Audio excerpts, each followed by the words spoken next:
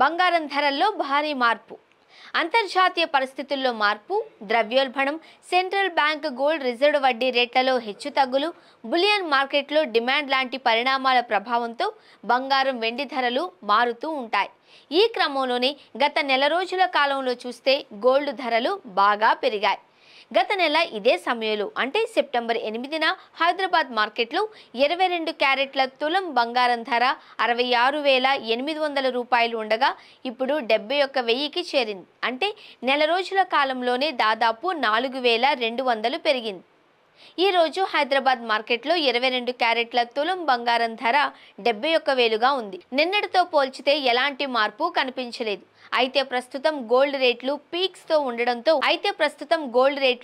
లో ఉండడంతో బంగారం కొనే ప్లాన్ లో ఉన్నవారు అయోమయంలో పడుతున్నారు. కాగా బులియన్ మార్కెట్ విశ్లేషకుల అంచనాల ప్రకారం ఈ ధరల్లో బంగారం కొనడం సేఫ్ అని తెలుస్తోంది. వచ్చే 2-3 నెలల్లో బంగారం రేట్లలో మరో 10% పెరుగుదల కనిపించవచ్చు అని విశ్లేషకులు అంచనా వేస్తున్నారు. మరోవైపు సిల్వర్ ధరలు కూడా బంగారంతో పాటు నేల చూసి ఇప్పుడు క్రమంగా పుంజుకుంటున్నాయి. ప్రస్తుతం హైదరాబాద్ నగరంలో కిలో వెండి 1,00,000 రూపాయలు దాటేసింది.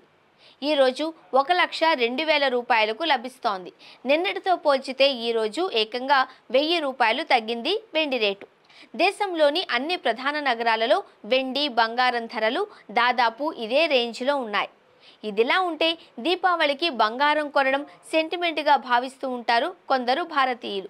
ఈ కారణంగా కొద్ది మేర డిమాండ్ కూడా పెరుగుతుంది. మరోవైపు అంతర్జాతీయ పరిణామాలు గోల్డ్ ధరలు పెరగడానికి బూస్టింగ్ ఇస్తున్నాయి.